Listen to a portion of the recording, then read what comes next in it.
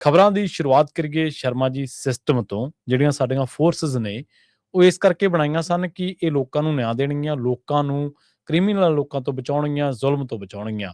ਪਰ ਹੋ ਉਲਟ ਰਿਹਾ। ਪੰਜਾਬ ਦੇ ਹਾਲਾਤਾਂ ਨੂੰ ਤੇ ਪੰਜਾਬ ਦੇ ਵਿੱਚੋਂ ਆ ਰਹੀਆਂ ਜੇ ਸੁਰਖੀਆਂ ਨੂੰ ਗਹੁ ਦੇ ਨਾਲ ਪੜ੍ਹੀਏ ਤਾਂ ਪਤਾ ਲੱਗਦਾ ਕਿ ਬੰਦੂਕਾਂ ਵਾਲੇ ਤਾਂ ਫੜੇ ਨਹੀਂ ਜਾਂਦੇ, ਝੰਡਿਆਂ ਵਾਲੇ ਤੇ ਡਾਂਗਾਂ ਭਰਾਈਆਂ ਜਾ ਰਹੀਆਂ ਨੇ ਜੀ। ਰਵੀਨ ਜੀ, ਲੰਘੇ ਜੀ। ਕੱਲ ਹੂੰ ਆਮ ਆਦਮੀ ਪਾਰਟੀ ਦੇ ਇੱਕ ਸਰਪੰਚ ਨੂੰ ਹੂੰ ਵਿਆਹ ਦੇ ਵਿੱਚ ਫਿਰ ਗੋਲੀ ਮਾਰ ਦਿੱਤੀ ਗਈ। ਉਹਦਾ ਜੀ। ਭਰਾ ਵੀ ਜ਼ਖਮੀ ਹੈ ਤੇ ਉਹਦੀ ਮੌਤ ਹੋ ਗਈ ਹੈ, ਗੋਲੀਆਂ ਮਾਰ ਕੇ ਉਹਦਾ ਕਤਲ ਕਰ ਦਿੱਤਾ ਗਿਆ। ਆਮ ਆਦਮੀ ਪਾਰਟੀ ਨਾਲ ਸੰਬੰਧਿਤ ਸੀਗਾ ਵਿਅਕਤੀ। ਪਿਛਲੇ ਦਿਨ ਵੀ ਆਪਾਂ ਦੇਖਿਆ ਕਿ ਇੱਕ ਵਿਆਹ ਦੀ MLA ਵੀ ਤੁਰਿਆ ਫਿਰ ਰਿਹਾ ਤੇ ਸਾਰਾ ਕੁਛ, ਉੱਥੇ ਵੀ ਇਸੇ ਤਰ੍ਹਾਂ ਨੇੜੇ ਸਿਰ ਚ ਆ ਕੇ ਗੋਲੀ ਮਾਰੀ ਗਈ। ਉਹ ਤੋਂ ਪਹਿਲਾਂ ਕੁੜੀਆਂ ਦਾ ਕਤਲ ਹੈ ਨਾ, ਜਾਂ ਰਾਣਾ ਬਲਾਚੌਰੀ ਵਾਲਾ ਮਾਮਲਾ, ਉਹ ਮੇਲਿਆਂ ਦੇ ਵਿੱਚ ਕਬੱਡੀ ਖਿਡਾਰੀਆਂ ਨੂੰ ਭੀੜ ਭੜੱਕੇ ਵਾਲੀਆਂ ਥਾਵਾਂ ਤੇ ਜਾਂ ਸਿੱਧੂ ਮੂਸੇਵਾਲੇ ਨੂੰ ਜਿਵੇਂ ਘੇਰ ਕੇ, ਤੇ ਇਹ ਤੋਂ ਇਲਾਵਾ ਕਿੰਨੀਆਂ ਹੀ ਵਾਰਦਾਤਾਂ, ਚਾਹੇ ਉਹ ਕਾਰੋਬਾਰੀ ਹੋਣ, ਵਪਾਰੀ ਹੋਣ, ਚਾਹੇ ਕੋਈ ਸੰਘ ਨਾਲ ਸੰਬੰਧਿਤ ਹੈ ਤੇ ਚਾਹੇ ਕੋਈ RSS ਨਾਲ ਸੰਬੰਧਿਤ ਹੈ, ਚਾਹੇ ਕੋਈ ਕਾਂਗਰਸ ਨਾਲ ਸੰਬੰਧਿਤ ਹੈ, ਚਾਹੇ ਆਪ ਦੇ ਲੀਡਰ ਨੇ, ਹੈ ਨਾ, ਲੈ ਦੇ ਕੇ ਜਿਸ ਤਰ੍ਹਾਂ ਦਾ ਵਰਤਾਰਾ ਪੰਜਾਬ ਚ ਵਾਪਰ ਰਿਹਾ। ਹੁਣ ਪੁਲਿਸ ਫੋਰਸ ਨੂੰ ਨਜ਼ਰਸਾਨੀ ਇੱਧਰ ਕਰਨ ਦੀ ਲੋੜ ਹੈ ਕਿ ਕਿਸਾਨਾਂ ਦੇ ਰਾਹ ਢੱਕਣ ਦੀ ਲੋੜ ਹੈ। ਤੁਸੀਂ ਸਾਬਤ ਕੀ ਕਰਨਾ ਚਾਹੁੰਦੇ ਹੋ? ਜੀ ਸਹੀ ਹੈ। ਕਿਸਾਨ ਜਥੇਬੰਦੀਆਂ ਨੇ ਬਠਿੰਡੇ DC ਦਫ਼ਤਰ ਦੇ ਬਾਹਰ ਧਰਨਾ ਲਾਉਣਾ ਸੀ ਕਿ ਸਾਡੇ ਵੀ ਜਿਹੜੇ ਆਗੂ ਚੱਕੇ ਹੋਏ ਨੇ ਉਹਨਾਂ ਨੂੰ ਰਿਹਾ ਕਰੋ।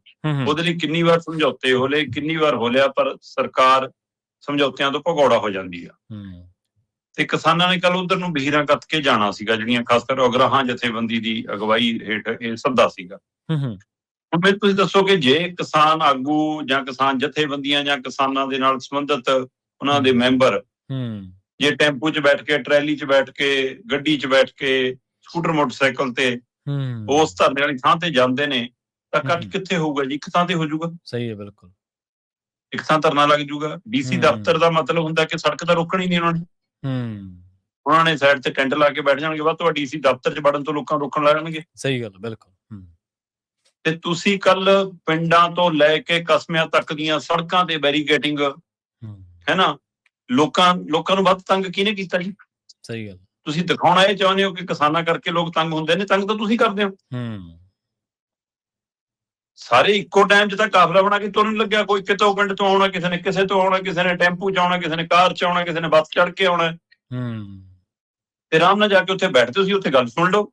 ਨਹੀਂ ਸੁਣ ਹੁੰਦੀ ਫਿਰ ਉਹਨਾਂ ਨੂੰ ਸਾਈਡ ਤੇ ਬਿਠਾ ਲਓ। ਪਰ ਤੁਸੀਂ ਜਿਸ ਤਰ੍ਹਾਂ ਦਾ ਕੱਲ ਵਿਵਹਾਰ ਕੀਤਾ ਉਹ ਅਣਮਨੁੱਖੀ ਵਰਤਾਰਾ ਸੀ। ਬਿਲਕੁਲ ਸਹੀ ਜੀ। ਉਹ ਮਾਸਟਰ ਦੇ ਮੁੰਡੇ ਵਾਲਾ ਵੀ ਵਿਵਹਾਰ ਨਹੀਂ ਸੀ, ਉਹ ਪਿੰਡ ਤੇ ਕਿਸਾਨ ਵਾਲੇ ਪਰਿਵਾਰ ਚੋਂ ਜੰਮੇ ਵਾਲਾ ਵੀ ਵਿਵਹਾਰ ਨਹੀਂ ਸੀ। ਵੈਸੇ ਮੁੱਖ ਮੰਤਰੀ ਸਾਹਿਬ ਤਾਂ ਜੇਰੇ ਇਲਾਜ ਨੇ ਤੇ ਮਨੀਸ਼ ਸਿਸੋਦੀਆ ਖਬਰ ਲੈ ਕੇ ਆਏ ਨੇ ਕਿ ਜੀ ਸ਼ਾਇਦ ਕੱਲ ਤੱਕ ਤੰਦਰੁਸਤ ਹੋ ਜਾਣਾ, ਮਤਲਬ ਅੱਜ ਸ਼ਾਇਦ ਛੁੱਟੀ ਮਿਲ ਜਾਵੇ ਸਾਡੀ, ਅੱਜ ਜਦੀ ਚੜ੍ਹ ਗਈ। ਜੀ। ਪਰ ਗ੍ਰਹਿ ਮੰਤਰੀ ਤੇ ਮੁੱਖ ਮੰਤਰੀ ਹਸਪਤਾਲ ਪਿਆ, ਫਿਰ ਪੁਲਿਸ ਨੂੰ ਆਰਡਰ ਕੌਣ ਦਿੰਦਾ? ਬਿਲਕੁਲ। ਕਿਹਦੇ ਹੁਕਮਾਂ ਤੇ ਚੱਲ ਰਹੀ ਹੈ ਪੁਲਿਸ? ਮਨੀਸ਼ ਸਿਸੋਦੀਆ ਦੇ, ਸਤਿੰਦਰ ਜੈਨ ਦੇ, ਕੇਜਰੀਵਾਲ ਦੇ, ਜਾਂ ਪਟਿਆਲੇ ਵਾਲੇ ਪੰਨੂ ਦੇ? ਕਿਹਦੇ ਕਹੇ ਤੇ ਚੱਲਦੀ ਹੈ ਪੁਲਿਸ? ਦੱਸ ਦੇਣ। ਕੋਈ ਤਾਂ ਹੁਕਮ ਦਿੰਦਾ ਹੋਊਗਾ ਨਾ। ਜੀ। ਤੇ ਜੇ ਗ੍ਰਹਿ ਮੰਤਰੀ ਦੇ ਹੁਕਮ ਨੇ, ਮੁੱਖ ਮੰਤਰੀ ਦੇ ਹੁਕਮ ਨੇ, ਫਿਰ ਦੱਸ ਦੋ।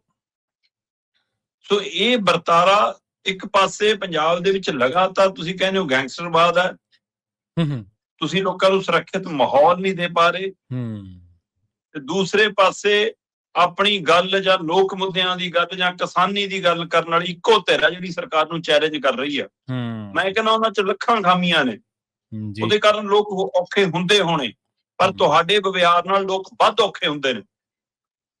ਸਹੀ ਹੈ। ਜੇ ਤੁਹਾਨੂੰ ਲੱਗਦਾ ਕਿ ਜਥੇਬੰਦੀਆਂ ਦੇ ਉਲਟ ਜਾਂਦੇ ਨੇ ਕੁਝ ਲੋਕ, ਕੱਲ ਤੁਸੀਂ ਹੱਕ 'ਚ ਕਰਤੇ ਉਹਨਾਂ ਦੇ।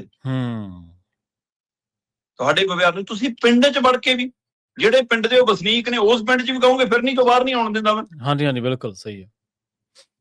ਇਹੀ ਪੰਜਾਬ ਸੀ। ਸਰਪੰਚ ਦੀ ਕਿਸੇ ਸਮੇਂ ਇੰਨੀ ਤਾਕਤ ਸੀ ਕਿ ਪਿੰਡ 'ਚ ਥਾਣੇਦਾਰ ਨਹੀਂ ਵੜ ਸਕਦਾ ਸੀ ਬਿਨਾਂ ਪਿੰਡ ਤੋਂ ਪੁੱਛਿਆ, ਪੰਚਾਇਤ ਤੋਂ ਪੁੱਛਿਆ। ਮਜਾਲ ਨਹੀਂ ਸੀ ਉਹਦੀ ਕਿ ਆ ਜਾਵੇ ਪਿੰਡ 'ਚ। ਸਹੀ ਗੱਲ। ਤੇ ਅੱਜ ਸੋਚਣ ਦੀ ਲੋੜ ਹੈ ਸਾਡੀਆਂ ਸੰਸਥਾਵਾਂ ਨੂੰ, ਜਿਹੜੇ ਸਰਪੰਚ ਪੰਚ ਪਾਰਟੀਆਂ ਦੇ ਬਣ ਕੇ ਰਹਿ ਗਏ, ਜਿਹੜੇ ਪਿੰਡਾਂ ਦੇ ਲੀਡਰ ਪਾਰਟੀਆਂ ਦੇ ਝੋਲੇ ਚੁੱਕ ਬਣ ਗਏ, ਉਹਦਾ ਨਤੀਜਾ ਅੱਜ ਭੋਗ ਰਹੇ। ਬਿਲਕੁਲ। ਕਿ ਤੁਹਾਡੇ ਘਰਾਂ 'ਚ ਆ ਕੇ, ਤੁਹਾਡੇ ਵਿਹੜਿਆਂ 'ਚ ਆ ਕੇ, ਤੁਹਾਡੇ ਛੱਤਾਂ ਤੇ ਚੜ੍ਹ ਕੇ ਇੱਟਾਂ ਰੋੜੇ ਮਾਰ ਰਹੀ ਹੈ ਪੁਲਿਸ। ਇਹ ਪੁਲਿਸ ਵਾਲਾ ਤਰੀਕਾ ਹੁੰਦਾ ਜੀ? ਮੈਨੂੰ ਦੱਸ ਦੋ। ਮੈਂ ਕਹਿੰਦਾ ਤੁਸੀਂ ਕਹੋਗੇ ਜੀ ਕਿ ਕਿਸਾਨ ਜਥੇਬੰਦੀਆਂ ਦੇ ਨੁਮਾਇੰਦਿਆਂ ਦੇ ਵਿੱਚ ਭੀੜ ਸੀ ਜੀ, ਭੀੜ ਨੇ ਮਾਰਤੇ ਜੀ ਇਹ, ਮੂਵ ਹੈ ਜੀ, ਇਹ ਆ ਜੀ, ਬਹੁਤ ਕੁ ਬੋਲ ਰਹੀ ਹੈ ਉਹ ਬੀਬੀ, ਮੈਂ ਸੁਣਿਆ ਉਹਨੂੰ, ਹੈ ਨਾ। ਸਵਾਲ ਤਾਂ ਇਹ ਕਿ ਤੁਸੀਂ ਕਿਹੜਾ ਤਰੀਕਾ ਅਪਣਾਇਆ, ਤੁਹਾਡੇ ਯਾਰ ਭੀੜ 'ਚ ਫਿਰ ਫਰਕ ਕੀ ਸੀ? ਜੀ ਸਹੀ ਹੈ। ਇੱਟਾਂ ਤਾਂ ਤੁਹਾਡੇ ਵਾਲੇ ਪਾਸੇ ਵੱਧ ਚੱਲਦੀਆਂ ਦਿਖੀਆਂ ਕਰ, ਤੇ ਇਹ ਪੁਲਿਸ ਹੈ ਜਿਹੜੀ ਲੋਕਾਂ ਦੀ ਸੁਰੱਖਿਆ ਲਈ ਹੈ।